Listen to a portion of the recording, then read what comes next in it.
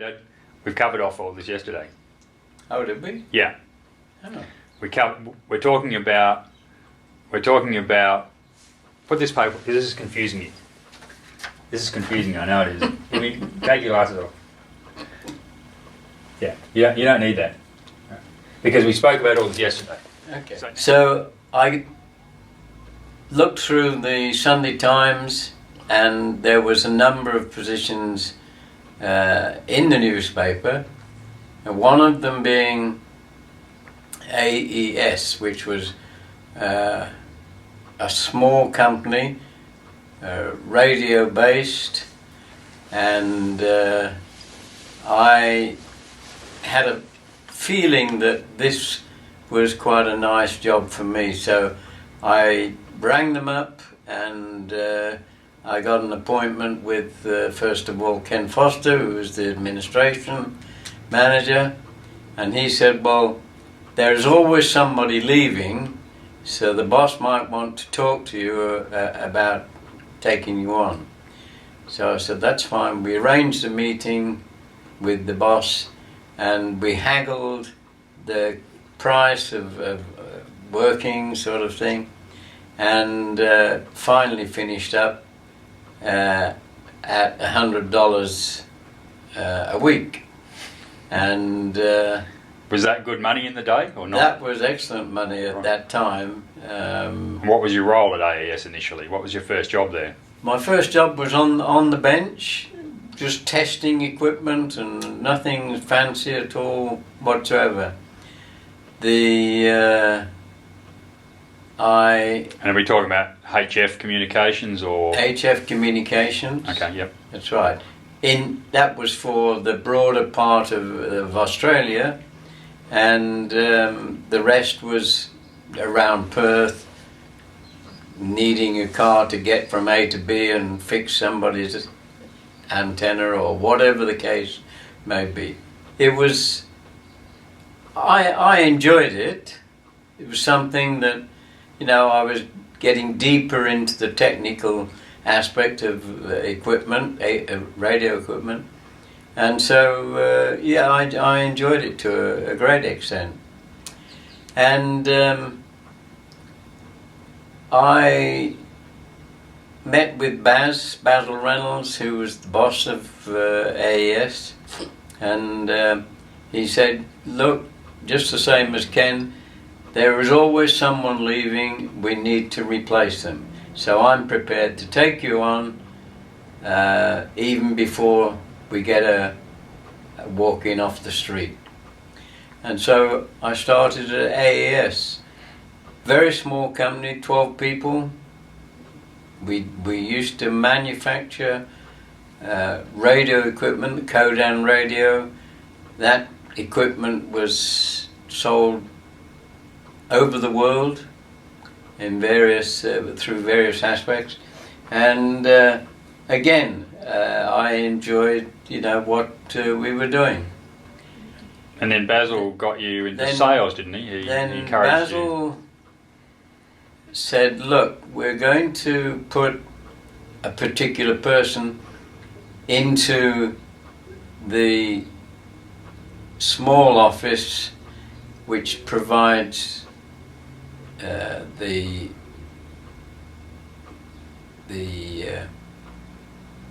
workings of the equipment in a secure environment. And so we had a guy that was working there. He was administration manager. No, he wasn't. He was the operational manager at that time. And he said, and the boss, Basil, said, look, I would like you to carry on in this outside of AES in a small office. He said he'd like to see me carry on, and he gave me to think that in a short space of time there would be an increase in salary and such. So working for Baz he really didn't take any nonsense with the company, because he came in late in the mornings, about 10 o'clock, after having his cup of coffee. He went out to lunch, came back in the afternoon and went home. So that was the extent of Baz, and I can just give you an idea. Who we got there? So that's That was Baz. Basil Reynolds. Basil who was Reynolds. see if I can get it in the photos there. Who, of course, is now no longer with us. No longer with us. And he was he set you up in Perth, really, didn't he? He facilitated your career here in Australia. He started it. Yeah. He started it, and Encouraged you, we saw had you a talent in you. reasonable time, and I had the opportunity with a very good friend, Alec Robinson. He was the boss of the MTT, Transperth, and over a period of 5 or 6 years I was putting lots of equipment into Transperth, and we really built up a nice working relationship with AES, and from there... So just for a bit of clarity, so initially the relationship between AES and as it was then the MTT was installation of radio equipment Yep. into the buses so they could communicate back with the operations centre. So True. He said no. From there we were in his office, and there was this cylindrical object on one of the tables, and I was eyeing this up, and I said, yeah, what is it? He said, oh, that's a fare box. And I said, what's a fare box? He said, it's like a little safe that you install on buses, and if you put your money in, it goes from the top to the bottom in this secure sort of vault. And he said, it's a vault of a kind, but not totally a vault, if you... Yep. Strange. yeah, Anyway, I said, with this equipment, because the bus company was looking towards utilizing something like this in a system that is just coin and no notes.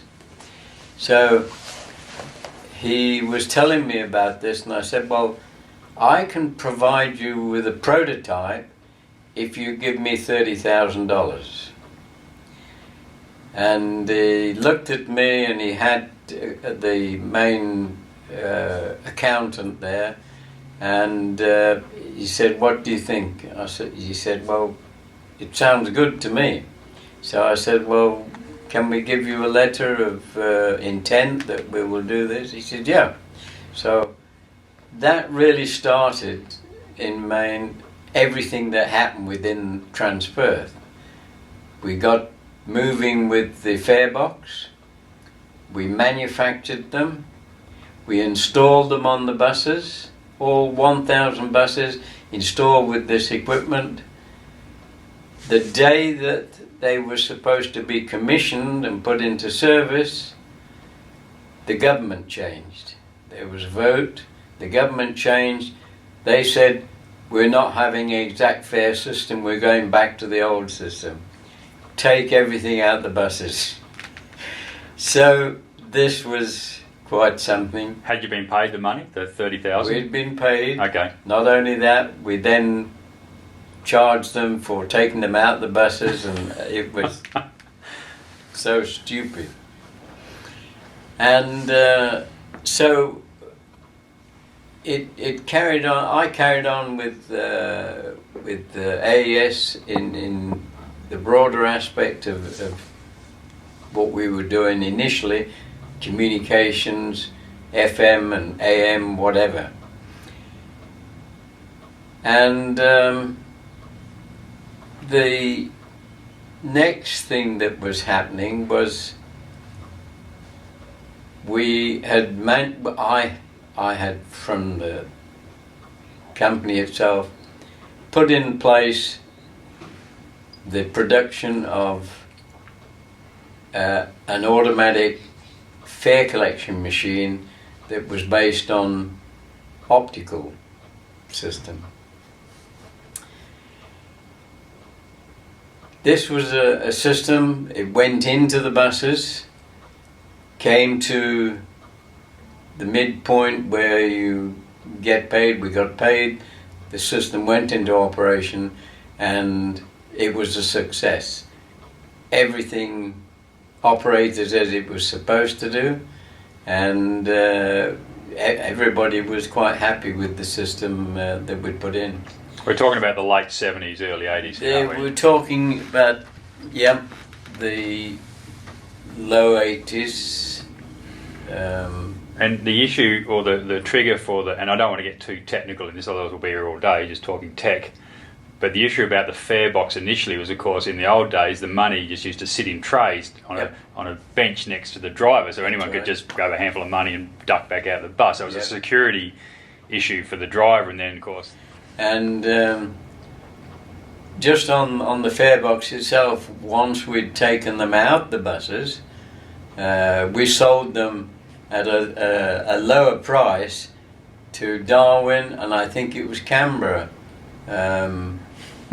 something like that. And that's a good business deal. You sold them 3 times. That's right. Well, fair use of the ticket. Yeah. Okay. Yeah. During the optical. Yeah, we came to a situation whereby the Transperth had the money to buy the equipment for 1,000 buses. We were not in a position to supply them because we were still working on perfecting the optical system. And so I had a meeting with Alec Robinson. I said, look, unfortunately, we can't sort of meet your time specifications. I know you've got the money situation if you supply the equipment, but if you can't, then you can't. So what I did with Alec Robinson was I said, look, there's no way I'm going to lose things and you have to follow me on this. I said, what we'll do is we will supply you an equipment identical to what we've bid on, except that it has a mechanical component which allows us to chomp the ticket and chomp out a bit, and then it's seen for inspectors as they go around. They can see that he's paid his fare. So that went ahead because they accepted my suggestion of the mechanical side and went ahead, and we did a full contract into operation again, no problem. Once we'd done that, and that was 1,000 buses at 1,000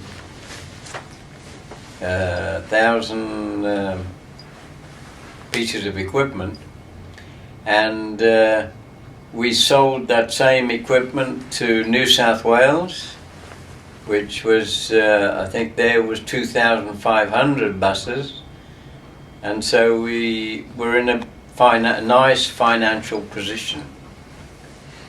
At this stage, because of that financial position, a boss called Battles Reynolds decided that he wanted to build a boat, and therefore he had it all planned out at the back of the premises in Morley, that would lay down the keel, and he took an apprentice to do his work. He took that guy here, he took that guy. All the work was done on the boat and nothing on the equipment. So we unfortunately lapsed in what we were supposed to be doing because of this boat, and that was a very unfortunate position to be in when you're top of the mountain, all of a sudden you fall off it. But although he's not here anymore, unfortunately he made those decisions, and it was carried through. So we had a lot of work with Transperth. We had no problems in relation to communication with each other or whatever was happening. So that in itself was a great stepping stone. And it was a technical newspaper, and I saw in there the possibility of teaming up with somebody called Dai Nippon. Was Japanese by the sound of it, and I jumped on a plane, went to Japan, and I arranged to meet Toshiba and Dai Nippon and a couple of other companies. None of these companies were interested apart from Dai Nippon. Dai Nippon and the guy there was, and I've forgotten his name right now, but it'll come to me in a minute. I'm sure, yeah. But he was a great guy, and he facilitated my entry into the realms of Dai Nippon and what they were doing. One thing they were doing was producing smart card technology, and which was what I was interested in straight away. So we had 2 or 3 meetings of what was available, how we would do it, and various things like this. And then I was due to fly back, and I said, you know, what I'd like one of the card readers and some cards so that I can demonstrate to people what this will do. So this guy that I worked with, he arranged for me to see the big boss and said, look, Mr. Gibson would like to take this equipment back and blah blah blah. And the boss looked at me and he said, Mr. Gibson, I see you're an honest man. We will provide you with these ticket readers and that, and we hope you are successful with what you're doing. So I said, well, thank you very much. I appreciate that, and I'm sure that we will meet again several times during the course of what we're trying to produce. So that started us off on smart card technology. This would have been the mid-84, something of that nature. And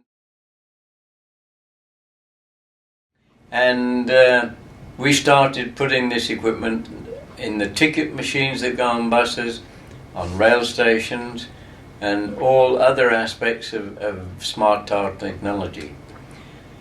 And with jumping on a plane and going round to the various countries and the equipment that they were using at the time, there was obviously a need for some higher tech equipment and such. It carried on with Dai Nippon, and we were very successful in the first years of this equipment. We had the whole of Scandinavia trying to jump on the bandwagon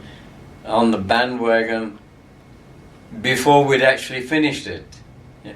And this was unfortunate, but we were in a position with some equipment that other people hadn't got, and therefore we were able to jump the queue, if you like.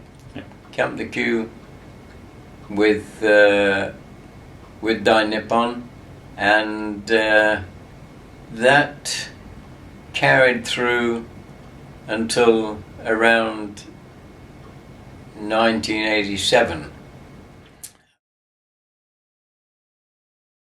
Absolutely. To leading the world, and as you said, you were 3 or 4 years ahead of your competitors at that time.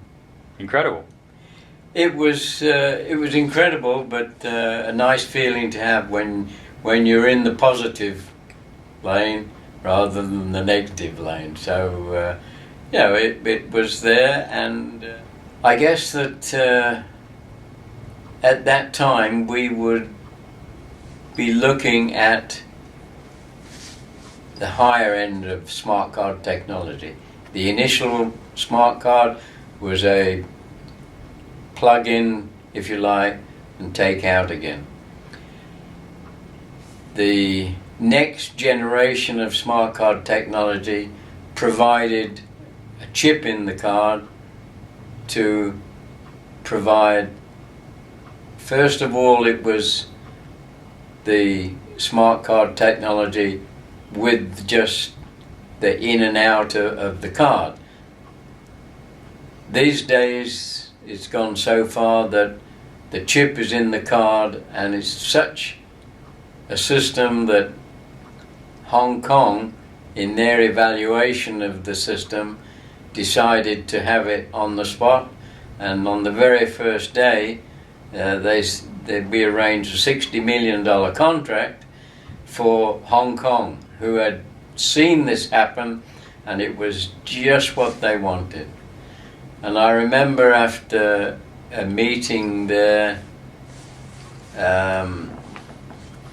I'd been asked to provide a paper on this technology, and so I had a talk with the manager of the Hong Kong Transport Authority, and I said, there is an aspect of this system that you don't use, and why don't you use it? And if you do, then I would like to be a part of what you're doing in relation to the rest of the system. And so I showed them a way of minimizing operations, maximizing the money coming in from the transport, and one of the things was the ticketing machine itself has a number. It's a unique number, same as your ID or whatever. And with that, you can add to that ticket anything for any reason, because everything has its own little... Yeah. And I said, look, if you provide a system that when the driver logs off in the evening and when he logs on in the morning, all the information that's on that card is transferred to whatever operation needs to be done. And I said, if you have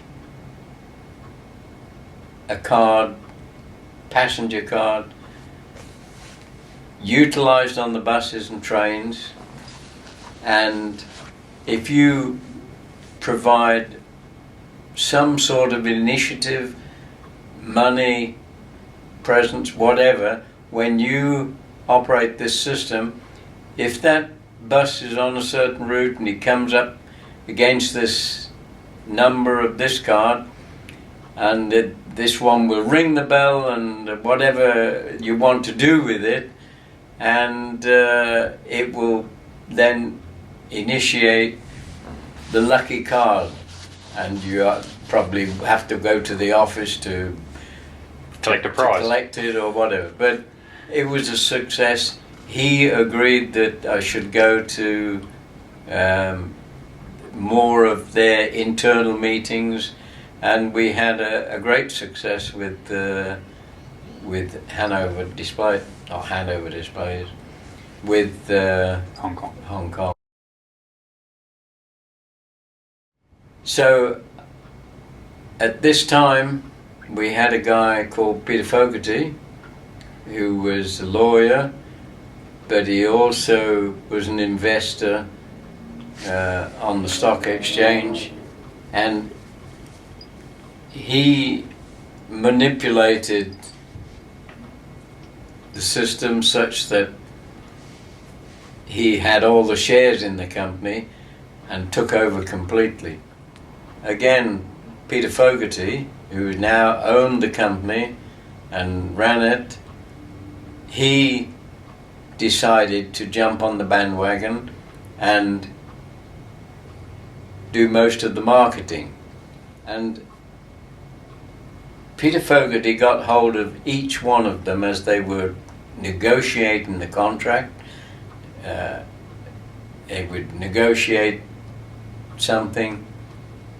The people in the bus company would come back and say, well, we want this by the next 2 months. And Peter Fogarty say, done. He would say, that's fine, write it off. He ended up with a whole heap of affidavits. He was in a lot of problems, and I can't go through them. It's irrelevant anyway. He's now obviously retired after all this time, and he sent that company, AES, into a big hole in the ground after having given them employment and to 1,500 people. There is at the moment something in Scandinavia in relation to that, and I haven't talked to them over there, but one of these days I'll get down to it. But the thing is that we had a fantastic company with modern technology, clients that were clambering over themselves to work in with us, and then we find that we can't do this. We've had this guy that's ruined the company totally, and it just died and went into a big hole. That was very unfortunate, not only for me, but for 1,500 employees, and I can never forgive him for that. I don't suppose I'll ever see him, but